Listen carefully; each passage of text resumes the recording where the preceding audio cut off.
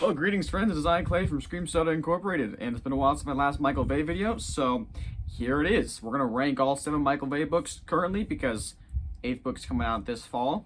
Can't wait. Michael Vey, it's a good series. It's my favorite series. It's not the best series in the world, but it is good, and I like it very much. Also, big spoilers for the series as a whole, so if you haven't read the book series, read it, unless you don't care about spoilers. In that case, you can stay. So, that's why we're going through and ranking them all. Starting with book 7. It's my least favorite. I wish it wasn't, because it's supposed to be the big finale. But the good news is, yeah, it's some good moments. I really like Jack and Austin's dynamic throughout the whole thing. I do like the other two Bluin rebels doing their thing. It's nice. But Hatch and his thing just wasn't very good. It wasn't interesting at all. Like, beforehand, Hatch was always interesting. Like, he was one-dimensional, yeah. But this one, he just became cocky and arrogant and just so boring. I didn't like it.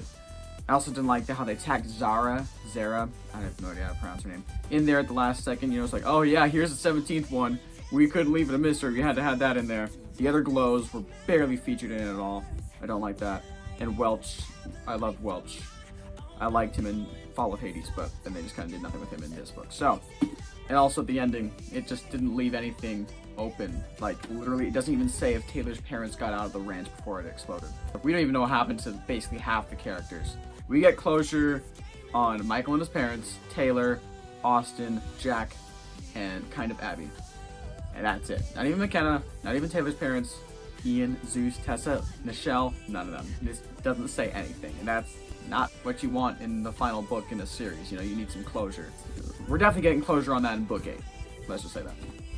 And next up is Battle of the Empire. I still don't know how to pronounce it either, because I'm stupid. Battle of the Empire, again, it's enjoyable. I enjoyed it as a book. I like the ending. I don't really like how they split up right before the ending, and then came back like nothing ever happened, you know? It's like, oh, it's kind of trying to be a little climactic, you know? They also spent just a whole lot of time in the jungle, you know? It was kind of just a little bit boring at times, you know? It's enjoyable. I enjoy it. Again, all these books I will enjoy reading, and I've read multiple times because they're my favorite book series. But it's not as enjoyable as the other ones. And number 5, Storm of Lightning. This one kind of falls in the same category as book Battle of the Empire, is that it doesn't really have a whole lot going on. The Electric Clan has been through 6 epic, terrible, disastrous adventures, you know? It's like, what happened in this one? Okay, they went to Timepiece Ranch, saw that it was destroyed, and now they're at Christmas Ranch, and then they went to go rescue Taylor's father. But that was only Michael, Ian, and Taylor, and Gervaso. So, I do like the Lichtenberg figures that Michael gets. That's pretty cool. I like how they kind of slowed down to give more character between the ones they already had, you know. I like when they went to the college and just hung out with, got some pizza. But yeah, it's pretty good. I do like how it's slowed down a bit, but again, nothing really happens, and it's not very exciting. Here we are at the first book. Why isn't it higher, you ask? Well, I really like it. I do. This is a great introduction to the series, and it's very entertaining and exciting throughout the whole thing. The problem is, the other 3 I just find more exciting and more fun. First of all, I like Zeus. I like how he changed. Even though it was a little bit fast, I liked it, okay? I really like Tara. Tara has done very well in this book. Literally showing how long she's been there for so long. Brainwashed is probably the best term, because Elgin is a cult. I'm making a video about that later, don't you worry. But literally showing how, like, this is who she is, this is who she was made to be, because of how she was raised. Austin, oh, all of his plans come very great in here. Introduction of many great characters: Ian, McKenna, Abby, Jack and Wade. They're done amazing in this book. They didn't have to help Michael, but they did. They were bored with their life at high school, man. That's dedication. I love Jack. He's amazing. Yeah, book 1, great introduction. I love it. And definitely a good one. Definitely a good book on its own. Book 2, I really like. The beginning, especially when they're at Mitchell's house. I love when they're at Mitchell's house. It's honestly amazing. The car chase scene, amazing. Literally, there's just so many parts in this book that I can, like, say I like that. When Zeus blasts the pipes to sacrifice himself to destroy the rats, amazing. Like, that's a great character. Oh, and Jack and Zeus. This is where they're at their best, man. They're the best in this book. Literally, nothing else is better than Jack and Zeus in this book, and that's why I like it so much. they're great in this book. This is where it kind of peaked with the characters. Honestly, it could be ranked a little bit higher, but I kind of like the other ones a little bit better, so we'll get into those in a second. Fall of Hades is a good one. One, Welch. I love Welch, okay? It's someone turning against what they were taught to believe. You know, Welch was taught to believe in the Elgin cause.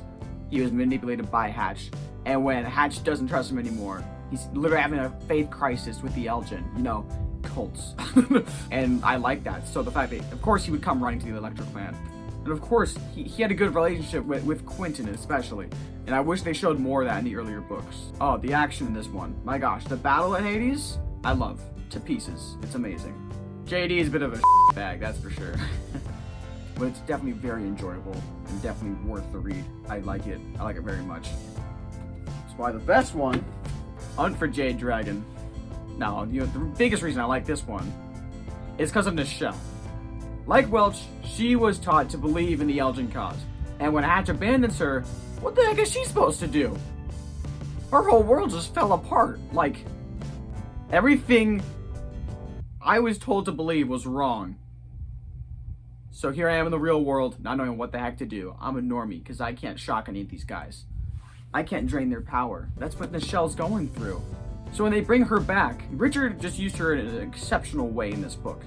Using her as the twist villain, I guess, kind of. But then she cries because she knows that she's supposed to go with Michael. Hatch is no-go. And the breakout scene, I love. Especially when they're like in the pool with all the fish, you know. It's just great. Hunt for Jade Dragon is my favorite because the action and the characters and the twisted dynamics, it's my favorite one. I need a hard copy version of this book, honestly. And the rest of them. Anyways, though, yeah, basically, that is Michael Vey ranked. So, of course, we got the Final Spark. Number 7, my least favorite, the Final Spark. Then we go to Battle of the Empire, Storm of Lightning, Prisoner Cell 25, Rise of the Elgin, Fall of Hades, and of course, Hunt for Jade Dragon. That's my ranking. It's not the definitive ranking. It is my ranking, my personal opinion, because I love this series with a passion. But of course, some of them had to be the worst. You know, that's kind of how it works. Thank you so much for watching this video, guys. I'm gonna try to get some more Michael Vey content out there. Of course, the most likely one's gonna be the Book 8 review coming out this fall, of course, and my Elgin being a cult theory will be out later this summer as well. And I do need to make a series of what I would change about each book, because as good as they are, there's some things I would like better for character and continuity reasons. So, yeah, some Michael Vey series videos, they're going to be coming out the rest of this year. So, thank you very much for watching this video. And, you know, that's about it. Clay is out. I'll see you guys later. Peace.